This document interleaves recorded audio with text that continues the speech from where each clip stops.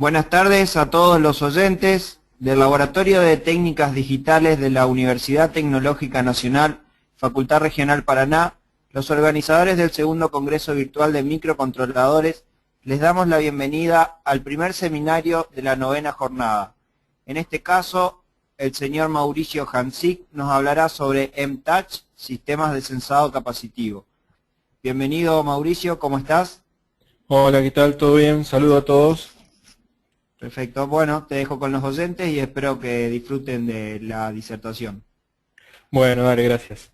Bueno, un saludo a todos. Lo que vamos a ver hoy es una introducción teórica a lo que es el sistema de sensado capacitivo M-Touch, que es desarrollado por Microchip. Como todos saben, yo trabajo en una empresa que se llama Artimar. Nosotros somos representantes técnicos y comerciales de Microchip. Cualquier cosa que necesiten, ahí al pie de la presentación pueden ver que está mi dirección de correo electrónico. No tienen más que mandarme un correo. Lo que vamos a ver hoy es un poco los principios básicos de la física de cómo funciona un sensor capacitivo. Vamos a ver cuáles son los 3 métodos de sensado capacitivo que tiene hoy Microchip. El primer método se llama CVD, que es el divisor capacitivo de voltaje. Vamos a decirle CVD seguramente durante toda la presentación. Otro método que es el CTMU, que es Charge Time Measurement Unit, que significa unidad de medición de tiempo de carga. Y el otro método es el CSM, que es un módulo de sensado de capacidad. Este módulo es por frecuencia, así que en el nombre no nos dice mucho de qué se trata, pero también lo vamos a ver. Después vamos a ver cuál es la mejor forma de seleccionar un PIC adecuado para la aplicación que uno quiere realizar. Y vamos a ver un poquito de cómo es el procesamiento de software. Vamos a ver un poquito nada más porque espero que lo que se lleven como idea de esta presentación es que el software está resuelto y que lo importante de esto es realmente el hardware. Si bien el hardware es muy simple porque es nada más que un pad y una pista, es ahí donde está la mayor parte del misterio, gracias a que hay un montón de ingenieros en Microchip que están trabajando para que el software nos resuelva la parte de medición, de muestreo y demás cosas del sistema. El software lo que hace es adquisición, procesamiento, filtrado y decodificación de las teclas de los sensores que están puestos. Y bueno, vamos a ver de qué se trata un poquito de eso. Y después les voy a mostrar un poquitito de cómo se usa un framework y una librería que tiene Microchip que es para M-Touch. También les voy a mostrar algunas herramientas que hay disponibles para que puedan ir probando las cosas. Entonces vamos a empezar ahora con la parte de la física de los sensores. Un sensor capacitivo es básicamente, voy a hablar un poco más despacio porque veo que tarda un poquito en aparecer ahí la presentación, debo tener lenta la conexión de internet. Pero fíjense, ahí ven que tenemos una placa de circuito impreso, en este caso es de FR4, podría ser de cualquier otra cosa, con un determinado espesor D. Tenemos un pad, que es una isla de pad con una superficie determinada, y un material protector que puede o no estar, pero supongamos que está para los efectos de esta presentación. Eso no está conectado a masa directamente, es nada más que un pad, pero hay un plano de masa en algún lado en el circuito, ¿sí? Entonces, ese pad tiene una capacidad parásita con la masa de nuestro circuito, que es la capacidad que a nosotros nos interesa medir. En este caso se llama CS, que es la capacidad base del sensor. Bueno, seguramente habrán visto todos un capacitor, la capacidad de un capacitor depende de la distancia entre las placas y la superficie del pad. Entonces, esos son los factores que nos interesan ahora. También ahí ven que está epsilon, que es la permitividad del medio, la constante eléctrica del medio que separa las placas. En el caso que vimos antes, la permitividad que nos interesa es la del circuito del FR4, y si yo agregase un dedo a esta ecuación, imagínense que yo pongo por arriba un dedo, también voy a tener la permitividad del aire o del acrílico, porque mi dedo también está sumando capacidad. Ahora vamos a ver cómo suma capacidad. Otra cosa que deberían recordar es cómo es la corriente instantánea en un capacitor. Bueno, es esta ecuación que está acá, la corriente es igual a la capacidad por la variación de tensión. Esto nos va a servir para uno de los métodos de medición de carga, que lo que hace es enviar una corriente constante hacia el capacitor y medir cuánto tiempo tarda en cargarse. Entonces, lo que ven acá es qué es lo que pasa cuando uno pone el dedo en el capacitor. Lo que está haciendo el dedo es agregar otra capacidad más, que es la que hay entre el cuerpo y masa, y entonces cambia la capacidad original de esa capacidad base CS que teníamos, agregándole en paralelo una capacidad CF, que es la que está ahí dibujada. Ahí tenemos la CS y la CF. Acá lo van a ver de vuelta, dibujado un poquito más grande. Y acá ven los dos circuitos equivalentes. El primero de arriba sería el circuito equivalente del sensor sin la interferencia, por decir una forma, del dedo. Y el circuito de abajo es la capacidad total, CS más CF, que es la del sensor más la del dedo. El circuito de todo esto, para que todo esto funcione, es tan simple como eso que ven ahí abajo. Puede ser más complicado, pero eso que ven ahí funciona. Es un pad, lo que se ve ahí es una vía, porque la pista puede estar o no yendo por el lado de abajo de la placa, eso es independiente realmente. Es un pad con una pista que va hacia un pin del micro. Ese pin generalmente es el pin de un módulo convertidor analógico digital, pero bueno, según el tipo de detección que se haga y el pin que se utilice, puede ser otro pin. Respecto del pad, que es una de las cosas críticas que uno tiene que diseñar, uno tiene que decidir cuando lo va a hacer de qué tamaño va a ser el pad. Si va a ser un pad grande, si va a ser un pad chiquito, si va a ser un pad redondo, cuadrado, de cualquier forma. Entonces, en primer lugar, sepan que la forma no importa, lo pueden hacer de la forma que ustedes quieran. La superficie es más o menos, tiene que ser como la superficie de la yema de un dedo, cuando un dedo va a apretar. Ustedes no me pueden ver ahora, pero la idea es que, ahora van a ver unas imágenes, que el pad sea suficientemente grande como para que la yema abarque todo el pad, pero no tan grande como para que cuando yo estoy arrimando el dedo no esté seguro si estoy presionando un pad u otro pad. Si el pad es muy chiquito, por otro lado, la injerencia del dedo en ese pad no es suficientemente grande y entonces es muy difícil poder detectarlo. Excepciones a esta regla son, por ejemplo, el caso de cuando uno quiere detectar proximidad. Si uno quiere detectar proximidad, lo ideal es tener un pad grande, como se muestra en la figura de arriba, y con ese pad grande lo que se logra es tener o sea, se logra que la variación de la mano, no del dedo, sea la que afecte la capacidad medida. Imagínense que si tuviesen 3 pads grandes, no grandes como la mano, ¿sí? Pero imagínense que es 4 veces más grande de lo recomendado. Cuando ustedes van a arrimar el dedo, en realidad arriman toda la mano, no solamente el dedo. Entonces, ahí ya se empieza a tornar muy difícil saber a qué botón le están arrimando la mano. Y la otra excepción sería que nos sirve tener pads chicos cuando tenemos, por ejemplo, una cubierta fina y un slider discreto. Un slider es una línea de sensores en la que uno puede pasar la mano y, por ejemplo, servirían, imagínense, como si fuese un potenciómetro de una consola de audio, una cosa por el estilo, que sirve para subir y bajar un volumen. Eso nos serviría como slider, pero touch. Lo que tienen que saber es que cuando diseñan un producto de este estilo, el diseño del producto no es únicamente el sensor. Es también la cubierta, es el gabinete, es lo que tienen atrás, es lo que tienen adentro del gabinete.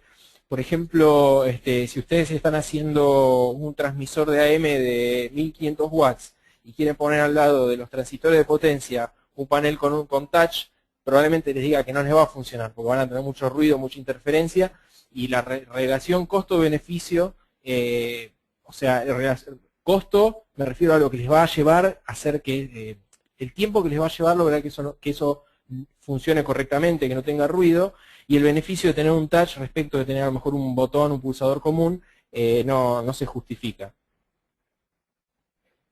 Acá ven algunas constantes dieléctricas. Nos interesa saber, por ejemplo, ahí está marcadita abajo el agua, que la constante dieléctrica del agua es alta, o sea que es muy conductora. Esos materiales que son muy conductores nos interesa evitarlos. Obviamente no se puede tener una cubierta de agua, pero lo que esto quiere decir es que si ustedes tienen una cubierta y esa cubierta se moja, el agua lo que hace es conducir por arriba de esa cubierta, y lo que va a ver nuestro sistema es como si todos los pads estuviesen conectados, o como si yo le hubiese apoyado la mano por encima. Entonces, bueno, este sistema M-Touch no es bueno para ambientes en los que hay agua. Por otro lado, hay cosas que son muy aislantes. Por ejemplo, un guante de cuero, de carnicero, o guante de lo que quieran, es muy aislante. Entonces, si ustedes tienen puesto un guante y van a tocar el pad, la capacidad va a tener una constante dieléctrica muy grande, muy chica, perdón, entonces va a estar muy aislado y no va a llegar a haber conectividad, digamos, entre los dos capacitores. Entonces, el sistema M-Touch tampoco funciona cuando uno tiene un guante grueso. Funciona si uno lo regula bien con un guante de cirugía, de látex, eso funciona, pero un guante grueso no funciona. Acá ven un gráfico de cómo varía el porcentaje de cambio en la capacidad, cuando uno le pone un dedo, respecto del espesor del material. Fíjense que tenemos vidrio y plásticos. A medida que el espesor va aumentando, el porcentaje de variación de capacidad va disminuyendo, porque la constante dieléctrica se va haciendo más chica, o sea que va estando todo más aislado. Bueno, este es un poco el sumario de todo lo que vimos, el resumen de todo lo que vimos. Vamos a pasarlo rápido y vamos a ir a los métodos de detección que tenemos disponibles con los PICs. Hay dos métodos de medición. No vamos a ir a medir capacidad directamente, ¿sí? Se mide indirectamente. Se mide de dos formas. Una forma es midiendo variación de tensión y la otra forma es midiendo variación de frecuencia. Las dos que más nos interesan son las dos primeras, que son por variación de tensión. La primera es la CVD, la segunda es la CTMU, después vamos a ver cuál es cada una, por eso ahí no está dicho. Y la tercera es la CSM. La de variación de frecuencia, el problema que tiene es que es poco inmune a los ruidos de línea, por ejemplo. Si el producto que nosotros tenemos se conecta a la red eléctrica, ese método directamente se recomienda no usarlo y se recomienda usar alguno de los otros dos métodos. Si fuese un equipo con baterías que no se conecta a la red eléctrica, ahí sí se puede usar el tercer método. Bueno, acá tenemos, esperen que se termine de cargar. Lo que ven acá es qué recursos necesita cada uno de los tres métodos para efectuar la detección. El CVD es el más interesante de todos porque solamente necesita una D. Entonces con un canal AD del micro ya podemos tener un pulsador conectado. Hoy hay micros que ustedes saben tienen 12, 16 canales, son micros comunes, habituales. Entonces ahí ya tenemos 12, 16 canales, N canales de touch. El CTMU es un poco más complejo porque necesita un módulo, porque tiene que tener un módulo de carga de corriente constante y además necesita de la D. El módulo es interno, está dentro del PIC, así que desde el punto de vista del hardware, si uno mira el PCB, en realidad es lo mismo porque estoy conectando el pad al pin del micro. Pero bueno, sabemos que dentro hay otras cosas que hay que utilizar. Y el CCM es un oscilador de relajación que se desarrolla. El pad es el capacitor de ese oscilador y genera la frecuencia en función de su capacidad. Cuando uno toca varía esa frecuencia y hay un módulo interno que se encarga de contar esa frecuencia, de medirla, y ahí nosotros medimos la variación de frecuencia. Entonces ahora vamos a ver cuál es el método del CVD. Vamos a ver primero ese. La conexión es muy sencilla, como lo ven acá, tienen un pad, una pista conectada a un pin del PIC, hay un multiplexor adentro y ese multiplexor puede conectar el AD con cada uno de los pines. Esto funciona de la siguiente forma. Esto que ven acá es el diagrama, sería el diagrama esquemático de cómo está conectado todo. Lo que está del sensor ahí hay un pad dibujado que es el sensor. Todo lo que está del sensor hacia la derecha está dentro del PIC, ¿sí? Es el multiplexor y el AD propiamente dicho. Entonces, lo primero que hay que hacer es habilitar y configurar el AD. Después, bueno, acá ven cuál es el procedimiento, la secuencia, cuál es la secuencia que hay que seguir. Primero hay que setear el pin, después está conectado el sensor, lo seteamos a BDD, que sería como para cargar el capacitor. Entonces, lo que hacemos es primero, fíjense, vamos a volver un cachito para acá atrás, ahí está. Fíjense ahí, vamos a ver, primer paso, ahí lo van a ver ahora, ahí está. Primer paso, conectamos el AD a la tensión de referencia. Imagínense que es BCC, los 5 volts de micro. Entonces lo primero que hace es que se carga el capacitor BC Hold, que es el capacitor interno del AD, se carga a la tensión esa de BDD. Paso siguiente, con el multiplexor, desconectamos el AD de BREF y lo conectamos directamente al canal del AD, al canal exterior del AD, ¿sí? O sea, al sensor externo. Entonces, cuando conectamos así, nuestro capacitor externo estaba descargado, porque nosotros lo habíamos descargado antes. Entonces, el capacitor interno de carga del AD se descarga hacia el sensor, hacia el capacitor externo. Ahí, si tenemos, imagínense que tenemos dos capacitores que son de 100 picofaradios, por decir un valor cualquiera, lo que se va a producir es que el 50% de la carga va a quedar en cada uno de los capacitores. A nosotros en realidad no nos interesa saber la capacidad absoluta que tienen los capacitores, tanto el interno como el del sensor de la placa. Sí nos interesa saber que las dos capacidades tienen que ser aproximadamente similares. El valor de capacidad del capacitor interno lo encuentran en el datasheet del micro, y el externo lo pueden calcular o pueden probarlo empíricamente, hacen un pad y prueban más o menos cuánto les da, y ahí lo van agrandando, achicando según como sea necesario.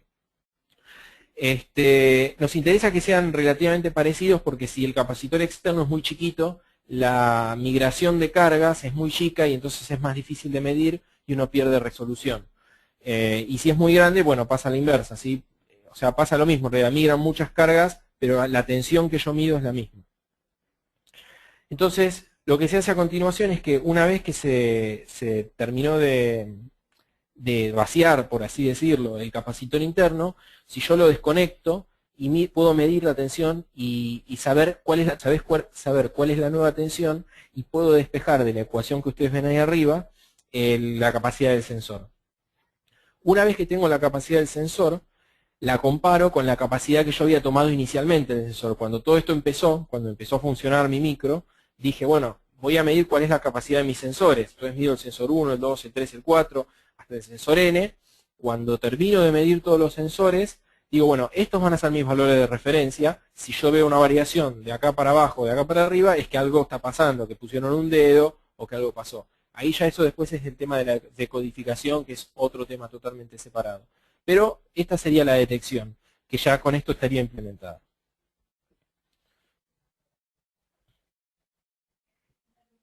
Bueno, acá ven a nivel, digamos, de señal, esquemáticamente hablando, cuál sería la representación de esto.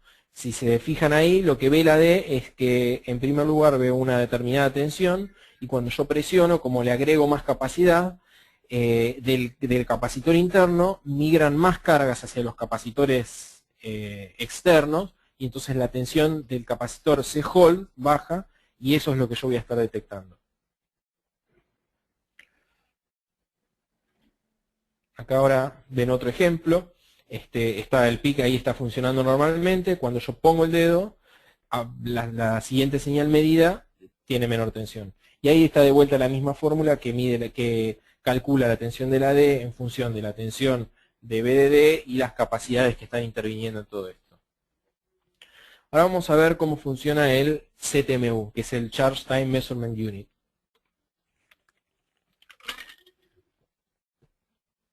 Bueno, en primer lugar recuerden esta fórmula porque la vamos a necesitar. Y en segundo lugar, sepan que la conexión es exactamente igual que lo que vimos recién. Es un pad ruteado a un pin de la D, con la diferencia de que internamente Este micro tiene además una fuente de corriente que es programable y controlable. Ahora vamos a ver un poquito más en detalle cómo se usa. Acá está, perdón, acá está el diagrama interno. Todo lo que está de C-CIR para la izquierda es externo y lo que está de C-CIR para la derecha es interno. Entonces tenemos una fuente de corriente, tenemos un MOSFET que es el trigger, que es el que habilita o no la conducción de corriente. Tenemos un capacitor, un MOSFET que dice discharge, que cuando yo lo conecto, fíjense que conecta a masa todos los capacitores, o sea que está descargando todo el sistema. Después tenemos el AD, que tiene una capacidad interna, que es el C-Hall que habíamos visto antes. Y después tenemos la capacidad del circuito, la capacidad del sensor y la capacidad del LED. Entonces, la idea es la siguiente. Tenemos una ecuación que es I igual a C por B sobre T. ¿Sí? Esa es la corriente en función del tiempo en el capacitor. Y la sabemos porque es una constante, porque tenemos una fuente de corriente. C es lo que nos interesa saber, es lo que nos interesa medir, porque nosotros tenemos que calcular CF y CS. En realidad vamos a calcular toda la capacidad total, no vamos a discriminar cuál es cada una. Pero bueno, nos interesa saber esas dos puntualmente a nosotros.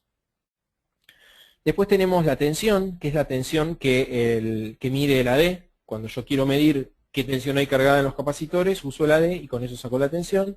Y después tenemos el tiempo, que es el tiempo que a través del MOSFET de trigger voy a estar cargando los capacitores. Entonces un ejemplo acá ven de, bueno, tengo la ecuación esa, despejo la tensión y usando valores de referencia, digamos, calcula que usando una corriente de carga de 5,5 microamperes, un tiempo de carga de 10 microsegundos y una capacidad total de 30 picofaradios, la tensión que mide después de cargar durante 10 microsegundos los capacitores a 5,5 microamperes, la tensión a la cual se llegan a cargar es de 1.833 milivolts. 1.833 volt, perdón. Cuando yo toco, varío la capacidad, le agrego en este caso, dice acá, 7 picofaradios. Entonces, la capacidad que va, la carga que va a medir ahora, la tensión que va a medir ahora cargada en los capacitores es de 1.486 volt. Entonces, esa tensión es la que me va a decir indirectamente cuál es la capacidad de los capacitores. Acá vamos a ver ahora cuáles son los pasos de medición. Es parecido a lo que habíamos visto recién. Lo primero es descargar los sensores, ¿sí? Con ese botón, ese MOSFET que teníamos que decía discharge, los conecto todos a masa y los descargo. Siguiente paso es prender la fuente de corriente durante un tiempo determinado para que se empiecen a cargar los capacitores.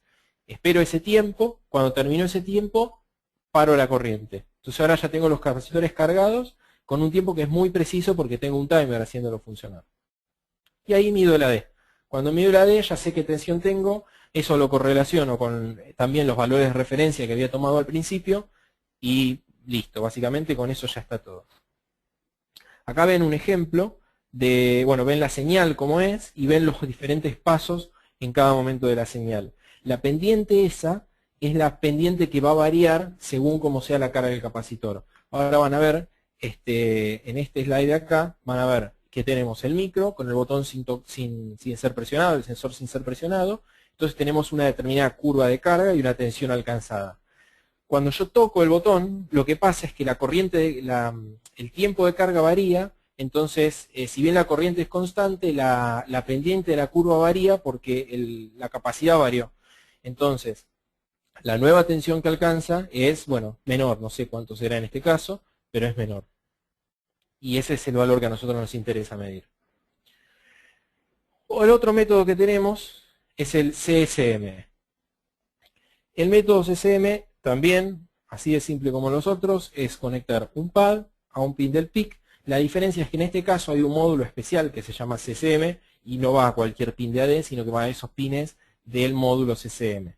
Fíjense que lo que tiene este módulo es, en primer lugar, ese módulo verde que se ve ahí en el slide, que es el oscilador, y después tenemos 3 timers que están funcionando para hacer una captura. Uno cuenta y el otro le pone una base de tiempo para contar. Ahora vamos a ver cómo está funcionando. Lo primero que se hace es crear un oscilador que funciona con la capacidad externa de los pads y después simplemente medir la frecuencia. Hay un comparador interno que cuadratiza esa señal triangular que se ve en el punto número 1 del slide y eso entra dentro de los timers y se puede contar la cantidad de pulsos que transcurren en un determinado tiempo. Fíjense acá, ven un ejemplo de cómo, esperen que lo termine de cargar, ahí está. Ahí se puede ver cuando el pad está sin ser tocado, hay una determinada frecuencia, ahí no importa cuál es la frecuencia, es una alta frecuencia, y cuando yo agrego capacidad, lo que pasa es que la capacidad aumenta, entonces la frecuencia disminuye. Entonces pasa esto. Cada vez que interrumpe timer 0, si se fijan en el gráfico, por debajo, acá, vemos que hay una interrupción de timer 0, después hay otra interrupción de timer 0, esas son interrupciones periódicas. Entonces en cada interrupción de timer 0, yo voy y me fijo cuánto vale timer 1. El timer 1 lo que está haciendo es contando los pulsos que recibió del oscilador. Entonces, cuando termina el primer timer 0, acá contó, digamos, 27.000 pulsos. Porque estaba con la capacidad normal, la capacidad base, y contó esa cantidad de pulsos. En el segundo timer 0 yo le puse el dedo, entonces ahora contó 3 pulsos nada más, que es lo que a mí me interesa, medir. Y también, bueno, después con ese valor, sabiendo los valores de referencia, sabiendo los valores nuevos y todo eso, se hace la decodificación y se determina si uno quiere decir que se tocó la tecla, que no se tocó la tecla, etc. Una cosa que tienen que entender de esto es que esto no es una tecla. Yo dije tecla acá, pero equivocadamente, no es una tecla, es un sensor. Entonces, cuando uno tiene una tecla, las teclas son o no, uno le pone a lo sumo un debounce, un pull-up y queda funcionando. Acá hay un sensor, o sea que hay que medir, hay que promediar, hay que procesar, hay que hacer varias cosas más. Afortunadamente, todo eso lo hace la librería de Microchip. Lo que vamos a ver ahora es cuáles son los métodos o sea, cuáles son los diferentes métodos, cuáles son las ventajas y desventajas de cada uno. En primer lugar, depende del micro que uno quiera usar, ¿sí? O sea, la idea no es elegir el PIC en función del método, salvo en ciertas ocasiones muy particulares, sino que la idea es elegir el método en función del PIC que uno tiene. Por ejemplo, los PICs de 8 bits de rango medio, que son los PIC 16, son más aconsejables cuando el sistema es relativamente pequeño, cuando hay poquita integración, cuando a lo mejor hay algún PWM, un SPI, un display, cosas sencillas que no requieren mucha velocidad de procesamiento. Ahí se puso en un PIC de 8 bits, se pone la librería y listo, porque la librería consume una cierta cantidad de tiempo y memoria, sobre todo en la parte de procesamiento. Y después hay otros PICs, que son los PIC 18 o los PIC 24, que ya son de mayor nivel, que bueno, tienen mucha más capacidad de procesamiento, estamos hablando de hasta 40 MIPS. También hay PICs 32, que llegan hasta 80 MIPS, que tienen módulos de detección de sensado capacitivo. Y acá ya se puede poner un USB, un TCP/IP, una librería gráfica, cualquier otra cosa, y agregarle el touch. Entonces, en función de eso es que uno elige el micro, y en función del micro que uno elige el método de detección que conviene. Acá ven un poquito un resumen de cuándo sería bueno y cuándo no sería bueno usar cada uno de los 3 métodos. Fíjense que el método CCM prácticamente no está recomendado para ninguna de las ocasiones. De hecho es el más lento, dice fast y los otros son faster y fastest. Así que los dos recomendados serían el CBD y el CTMU. Y ahora vamos a ver un poquito lo que es el software propiamente dicho, que es seguramente lo que están pensando, a ver cómo se hace todo esto en software. Una vez que ustedes pusieron el pad en el impreso, necesitan medir todo eso. Y está bien, yo se los conté, es muy sencillo, hay que programar el AD, medir, hacer, cambiar, todo eso. Es muy simple, pero hay que sentarse y hacerlo. Entonces lo que tiene Microchip Es un framework y una librería que ya hacen todo esto. De hecho, hay códigos demos que ustedes lo pueden cargar en PICs muy básicos y empezar a usarlos ya mismo. Hay tres partes en el software. Tenemos adquisición, procesamiento y decodificación. La adquisición es la que se encarga de manejar los módulos en hardware y tomar la medición, ya sea de tensión o de frecuencia. Tenemos el procesamiento, que es el que se encarga de filtrar, digamos, todos los valores medidos para obtener una medida válida. Y después tenemos la decodificación, que es la que se encarga de procesar esos datos que están ya filtrados y decir si se presionó una tecla, si hay que hacer una determinada acción, si hay que decodificar un teclado matricial o cualquier otra cosa.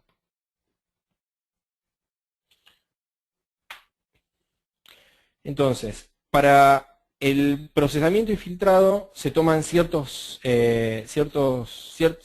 cosas como parámetros predefinidos, digamos. En primer lugar, se supone que un sensor sin ser tocado tiene una medición estable. Después se supone que yo puedo tener una línea base como referencia. Una línea base es el valor de tensión o de frecuencia que tiene el sensor o sea, estando así, sin que uno lo toque, sin que uno interfiera, supone que esa línea es estable y que yo la puedo usar como referencia para saber si el sensor fue presionado. Y asumiendo esas dos cosas de arriba, supongo que cuando hay una variación de esos parámetros, alguien está tocando el botón. Acá ven un ejemplo de lo que son las mediciones. En este caso tenemos la línea de arriba, que sería el valor promedio de la oscilación. Después tenemos lo que es raw data, que dice ahí, es el valor instantáneo medido en cada una de las muestras. Fíjense, ese valle que se ve ahí sería una presión. Y después tenemos otro valor que es el threshold, que es cuántas cuentas, ¿sí? Porque al fin y al cabo nosotros obtenemos un número de la medición. Ese número, ya sea que represente tensión o frecuencia, es el valor de nuestro sensor. Entonces, lo que nosotros decidimos en nuestro código es que, bueno, cuando el valor que nosotros medimos baja X debajo del nivel promedio, yo considero que que se presionó el botón. Entonces, en este caso, fíjense en el dibujo de la derecha, lo que ven es que, disculpen un minutito, acá hay un pequeño rebote que el sistema va a tener que eliminar, porque si no acá me va a tomar dos detecciones. Entonces, esto también es parte de lo que hace la librería.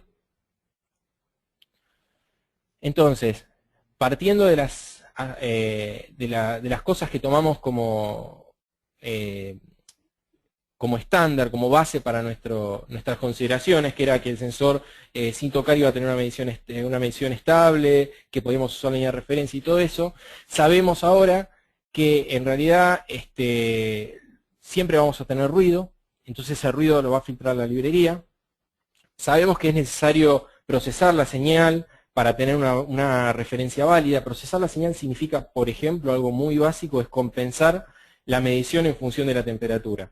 ¿Sí? Si yo varío la temperatura ambiente, el valor del sensor varía. Entonces el código tiene que contemplar esa variación de temperatura e ir moviendo esa línea de referencia a medida que va variando los parámetros, la humedad, la temperatura, lo que sea. No se asusten, no medimos ni humedad ni temperatura, se hace solo, esto es automático, pero es importante que sepan que se hace.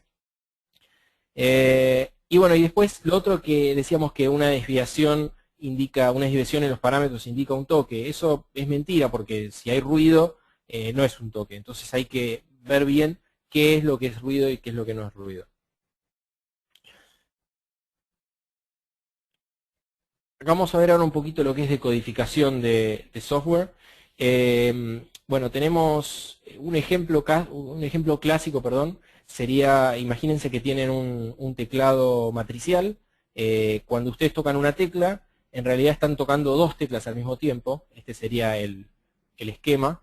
Imagínense que tocan, ahí la están viendo ahora, imagínense que tocan esta tecla de acá, la de abajo a la izquierda, en realidad están tocando la columna 1 y la fila 3. Entonces el micro va a detectar que se tocaron, digamos, esas dos columnas y tiene que decodificar esa información y decir, bueno, a ver, se presionó el botón X, el botón que sea, pero en realidad se presionaron dos botones. Eso es lo que hace la decodificación. Sé que es muy sencillo y que usualmente ustedes lo hacen eso, o sea, ustedes hoy día hacen un teclado matricial y la decodificación la hacen ustedes mismos. Pero bueno, la librería que tiene Microchip, ustedes directamente definen, dicen, bueno, estos N canales son un teclado matricial, donde tengo la tecla, por ejemplo, la tecla X está en el canal, en la columna 1, fila 3, y la librería sola me avisa que se tocó la tecla X. Y ahora vamos a ver un poquito de código de cómo se utiliza esto. Antes de ver el código, discúlpenme, acá ven otro ejemplo. Esto es un slider. Un slider, bueno, ya les había contado para qué sirve. Sirve para hacer una variación analógica, por decirlo de una forma. No es discreta. Y lo interesante es cómo está construido. Acá hay dos pads dibujados, el azul y el rojo. Fíjense que son triangulares los dos. Entonces, si yo pongo el dedo en la parte superior o en la parte inferior, estoy afectando mucho uno de los pads y poco el otro pad. Entonces ahora ustedes ahí ven el dedo que está en la parte inferior y la medición que está tomando el micro es de un valor bajo en el sensor rojo, porque lo estoy afectando mucho, y de un valor alto en el sensor azul, porque lo estoy afectando poco. Si yo muevo el dedo, no sé si la van a ver la animación, ahora probablemente empiecen a verlo. Si yo muevo el dedo, las mediciones se empiezan a modificar. A medida que yo voy subiendo el dedo, la medición del pad rojo empieza a bajar, perdón, empieza a subir, y la medición del pad azul empieza a bajar. Bueno, ahora sí vamos a ver un poco de código. Les decía que tenemos un framework y una librería. Las diferencias entre framework y librería es que el framework es algo muy chiquitito que está pensado para PICs, por ejemplo, en un PIC 10F se puede poner dos sensores, o para un PIC 16, no sé, un 16F883 se puede poner el framework y usarlo. Y la librería, por otro lado, tiene varias funciones más complejas, más configurables, entonces consume más memoria. Con lo cual está pensado para micros de mayor capacidad de memoria. Es eso nada más. Las funcionalidades son prácticamente las mismas, solo que la configurabilidad de cada uno es diferente. Acá ven un ejemplo de una función que está preguntando si un botón fue presionado. En este caso, el botón que estoy pidiendo a ver si fue o no presionado es un botón que está conectado directamente, o sea, no es ni una matriz, ni un slider, y lo único que tengo que hacer es llamar a la función mtouchCapAPI _getStatusDirectButton. Entonces esa función le paso como parámetro la tecla que yo quiero verificar. Acá hay toda una definición que se hizo antes, en la que yo le digo, bueno, existe esta tecla, existe tal otra tecla, y la función me responde que la tecla fue presionada o que la tecla no fue presionada. Así de sencillo es cómo funciona esto. Si ustedes necesitan saber más sobre cómo es cada una de estas funciones, una vez que instalan la librería gráfica, les voy a mostrar una cosita. Discúlpenme un minuto.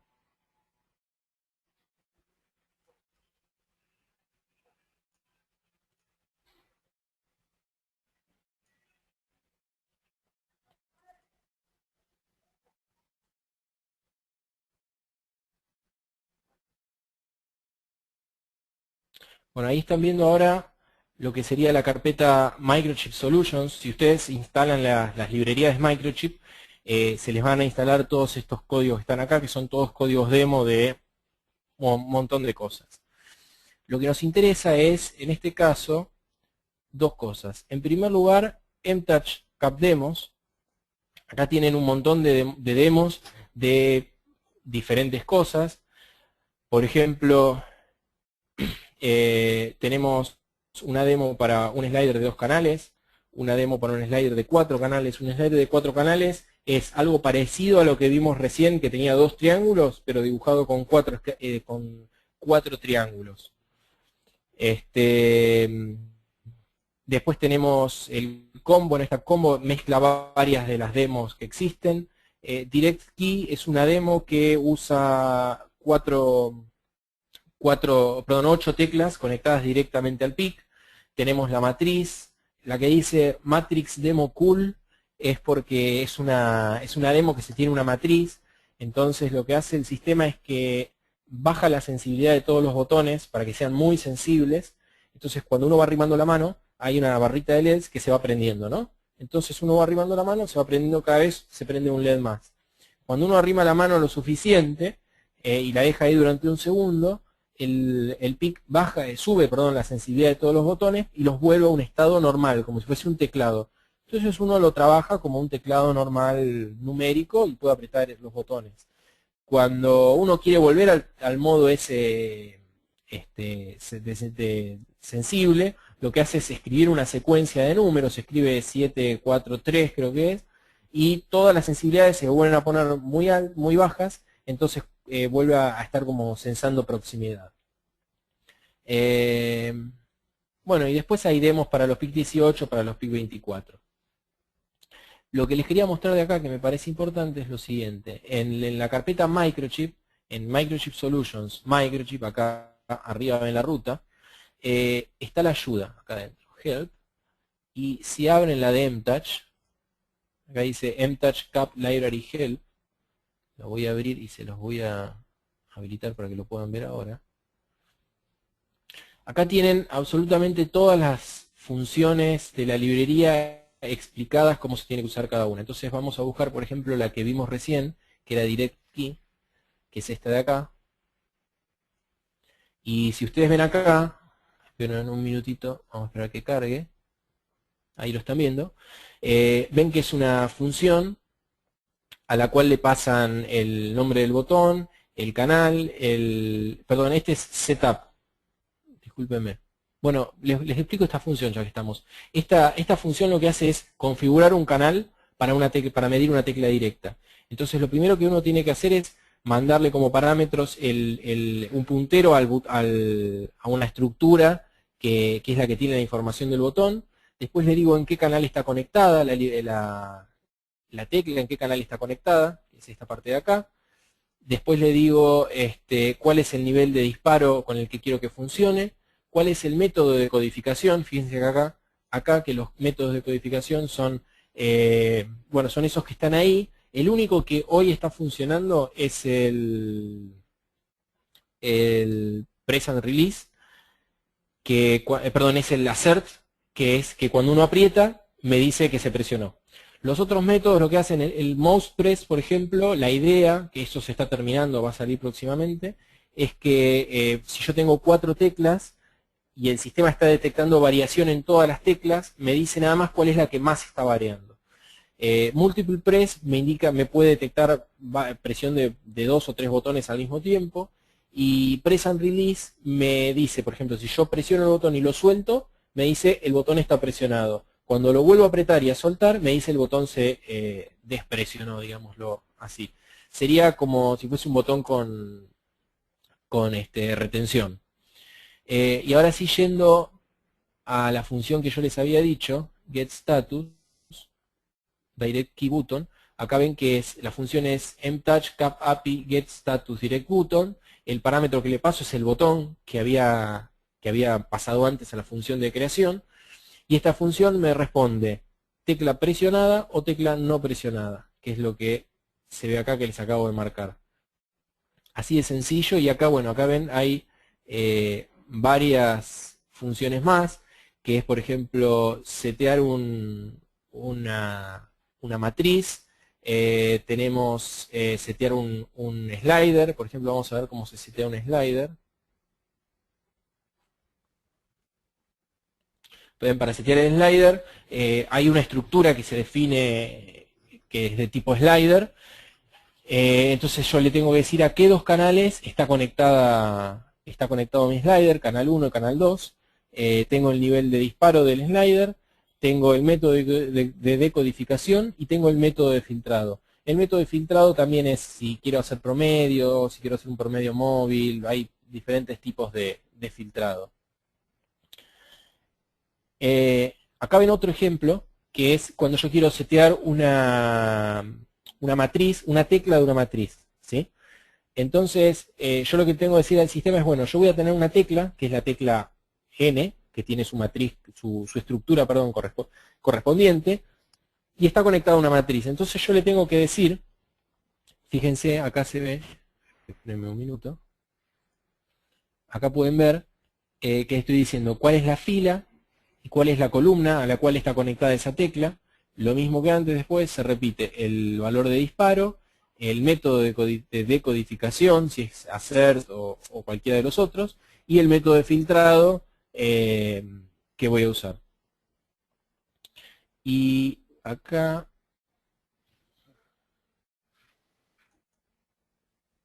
quiero mostrarles la estructura propiamente dicha.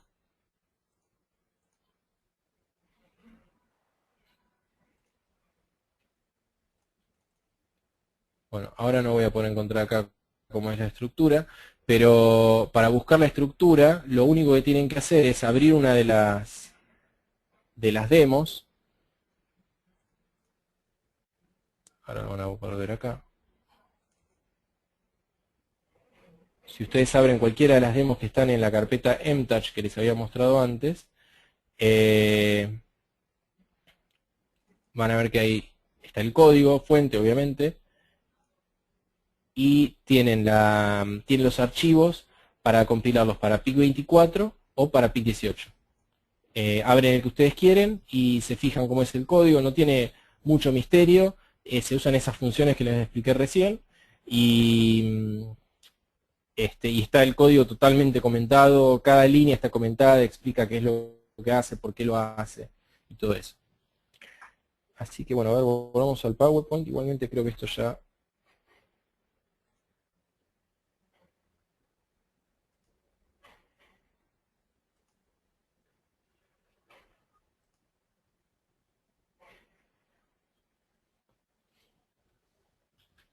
Acá ven una cosa, esto es son tres funciones de la librería que se tienen que estar ejecutando periódicamente. La primera es scan sensor, lo que hace esta función es escanear los sensores justamente, decode, que decodifica, y después la de abajo en realidad no se tiene que estar ejecutando, la ejecutan cuando ustedes necesitan, que es pedir el estado de un canal. En este caso está pidiendo el estado del canal 1. Esto es parte del framework, perdón, no de la librería. Lo importante que sepan es que scan, sensor y decode se tienen que estar ejecutando constantemente, que es para mantener refrescado el teclado.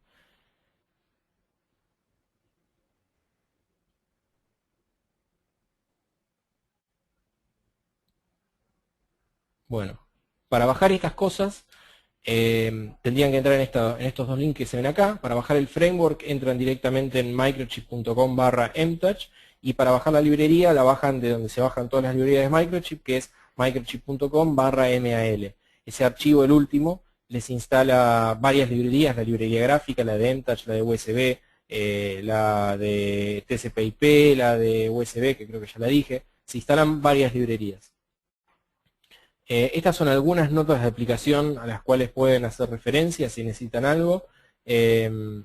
Miren cada una de ellas. En las primeras 4 de arriba, que dice Covers Basic Touch, ahí van a ver técnicas de diseño de los pads, cómo hacerlos bien, cómo hacerlos robustos, cómo hacer que no fallen. Eso está en estas primeras presentaciones. Y después, si necesitan herramientas de desarrollo, pueden usar estas que les voy a mostrar ahora. Los precios que están ahí, la verdad yo no los actualicé, esos son precios de, no sé de dónde, de Microchip Direct, no sé dónde son esos precios, no los tomen como válidos, pregunten en el EMON cuáles son los precios. Este es un ejemplo, y la placa más actualizada en realidad es esta que van a ver ahora, que no tiene precio. En esta placa lo que tienen, les voy a mostrar, tienen 3 placas, que son estas 3 que se ve que tienen PICs. Esas 3 placas tienen un PIC 16, un PIC 18, un PIC 24 y un PIC 32. Cada una tiene un PIC diferente. Y después tenemos 4 placas de teclado, que tenemos la primera, esta que está acá, que es la de arriba, que es un slider de 2 canales, la segunda, que es un slider de 4 canales, que era el que yo les había comentado, la tercera, que son 8 teclas directas, y la cuarta, que son 12 teclas en formato matricial, es una matriz de 3×4. También este kit viene con un Pickit Serial Analyzer, que es esto que está acá bien a la derecha, a la izquierda, perdón.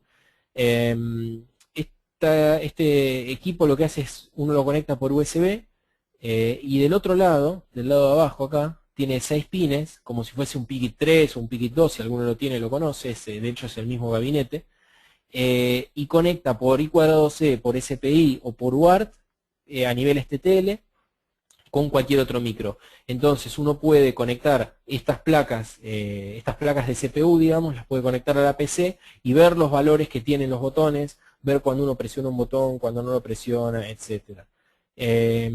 Esto parecería que no tiene mucha utilidad más que ver cómo funciona, pero lo que yo recomiendo a todo aquel que necesita hacer algo de MTouch es comprar este kit y hacer su teclado aparte. O sea, yo quiero hacer un teclado que tenga una forma determinada, bueno, hacete el teclado, conectalo a una de las placas de CPU que tenemos y probalo a partir de ahí. ¿Por qué?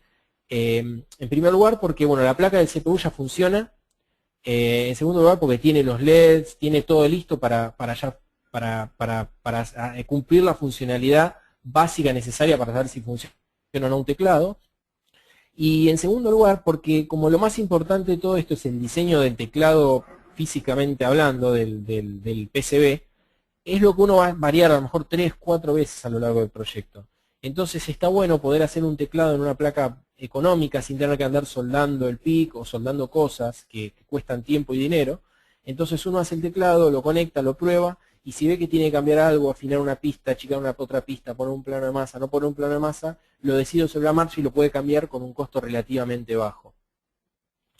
Y bueno, esto es lo último. Ahora sí, estos son los PICs, algunos de los PICs recomendados para este tipo de cosas.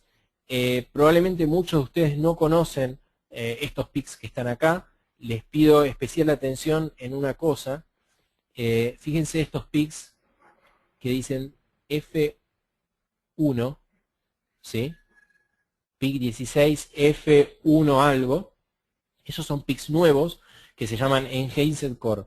Lo que hizo Microchip fue agarrar los PICs que ustedes ya conocen, digamos, por ejemplo, el PIC 16 F873, que seguramente la mayoría conoce. Tomó ese PIC, se le agregaron 14 instrucciones más. Esas 14 instrucciones, entre otras cosas, permiten que los códigos en C sean más eficientes. Hay una stack que es accesible desde el código y que tiene más niveles. Bueno, hay varias mejoras más. Hay por ejemplo, cuando ocurre una interrupción, en una instrucción automáticamente puede guardar todo el contexto, entonces ahora no hace falta hacer el guardado de contexto manual. Tiene varias cositas nuevas, además de que tiene MTouch, ¿no? Los canales de MTouch lo ven en esta columna de acá que estoy marcando ahora. Los invito a que si tienen que hacer algo, prueben uno de estos PICs, pueden pedir muestras a donde usualmente pidan muestras, o pueden pedir acá en los distribuidores de sus países o en Microchip Direct, pueden comprar uno o dos para probar. El 16F1826, para que se den una idea, es algo que sería compatible con el 16F84, el viejo y conocido 16F84, y este de acá, en realidad el que se está trayendo para Argentina y para el resto de Sudamérica, es el 16F1936 al final, que sería equivalente a un 16F873, pero con un poquito más de memoria. Y bueno, eso es todo. No sé ahora si tenemos preguntas. Sí, Mauricio, te leo un par. La mayoría de las preguntas fueron contestadas mientras daba la disertación, así que quedaron contestadas, pero te leo un par. Bueno, la primera, ¿cuáles son las restricciones que tengo en este caso con el uso de las librerías MTouch Demo? ¿Restricciones desde el punto de vista de licencia? Sí, no especifica, pero sí, ahí contestó. Sí, no, ninguna. Las librerías, todo lo que les mencioné de Microchip, excepto los micros y las demos, por supuesto, es gratis. O sea, todo lo que es código de Microchip es gratis, lo pueden bajar de la web de donde les dije, lo bajan, lo usan, lo modifican como ustedes quieren, lo ponen en un producto, si venden 1.000.000 de productos, somos todos felices y nadie le va a cobrar nada más que los PIC. Perfecto. Preguntan de dónde se pueden pedir las muestras que mencionaste hace un ratito. Y bueno, tienen que pedir en los distribuidores, eso depende de los distribuidores, la verdad. Si piden en Microchip las muestras, depende del país, prueben, hay muestras gratis, creo que igual se cobra el envío, o sea, la muestra es gratis, pero se cobra el envío, y si no, pidan en el distribuidor. Si están aquí en Argentina, es el que está acá local, es Electrónica Lemón. Si no, tienen Ibars Electronics, que está en Miami, y si no, en otros países estamos trabajando para que haya distribuidores locales, así que vayan a Microchip Direct y pídanlas ahí o cómprenlas. Son PICs que salen muy baratos, salen $1, así que no debería ser el problema el tema de las muestras. Perfecto. ¿Existe alguna nota de aplicación sobre el diseño del PCB? Sí, si van a microchip.com/mtouch, ahí están todas las notas de aplicación y hay una que es PCB Design for mTouch Sensing, una cosa por el estilo es el nombre, y la pueden bajar ahí. Bien. Bueno, preguntan si el cambio del empaquetado PDP, Sí, SOI, ahí lo estoy viendo. etcétera. Si el cambio de empaquetado, o sea, del encapsulado de DIP a SOIC o a cualquier otro afecta el funcionamiento del módulo. No lo cambia, lo que pasa es que si uno cambia de encapsulado, cambia el PCB, y cuando uno cambia el PCB, ahí va a cambiar el funcionamiento. Si uno pudiese cambiar de encapsulado sin cambiar el PCB, no habría diferencia. Pero como cambio el PCB, hay que volver a probar todo de nuevo por las dudas. Veo acá que dicen si el 1826 tiene una arquitectura similar a la de un 16F84 y se incorpora canales para mTouch. Sí, la respuesta es que sí, la arquitectura es similar, es muy superior, o sea, los invito a que vean por lo menos el datasheet, van a ver que es muy superior. De hecho tiene, para que se den una idea, tiene un oscilador interno de 32 MHz, tiene Ward, tiene, bueno, un montón de cosas que el otro no tenía. Estamos hablando de casi 15 años de diferencia entre uno y otro, así que fíjense y van a ver cuáles son las diferencias. Pero si tienen un producto que usa el F84 y quieren poner el 1826, hay que hacer algunos cambios menores de código y son compatibles pin a pin. Perfecto.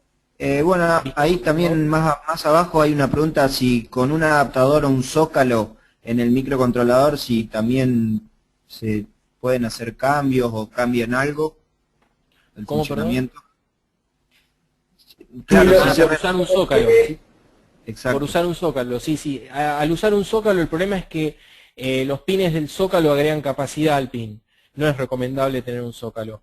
De hecho, no tendría que haber necesidad de que usen un zócalo con un PIC, porque la programación se puede hacer en circuito con el método ICSP.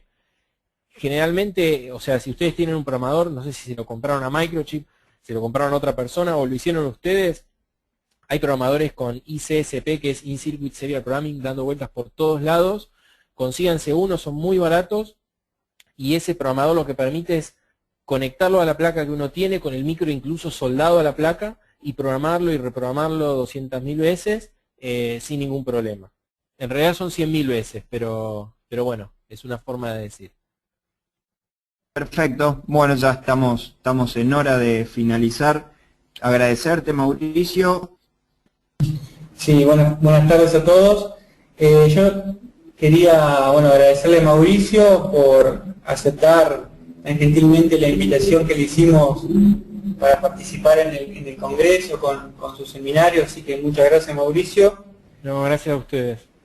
Y también, recomendarles que si necesitan soporte y están trabajando en un desarrollo con PIC, tengan a Mauricio como un referente, porque yo las veces que lo he necesitado siempre me ha solucionado los inconvenientes y estoy suscrito a un par de listas de mail y la verdad que lo veo diariamente cómo labura y cómo está dando soporte a los desarrolladores con PIC. Bueno, es para lo que me pagan, así que tratamos de hacer lo posible. Buenísimo. No, en serio, cualquier cosa que necesiten, ahí puse el primer slide a propósito porque tiene mi mail y mi nombre. Me mandan un mail y quizás se lo tarde un poquito en respondérselos, pero a la larga los termino respondiendo y trato en lo posible de contestar todas las dudas y aclarar las cosas que se necesitan. Una cosa, una cosita que yo no lo dije durante la presentación y veo que acá alguien justo preguntó, Javier Blanco creo, si pregunta si el material de la lámina que se coloca sobre el PCB tiene incidencia.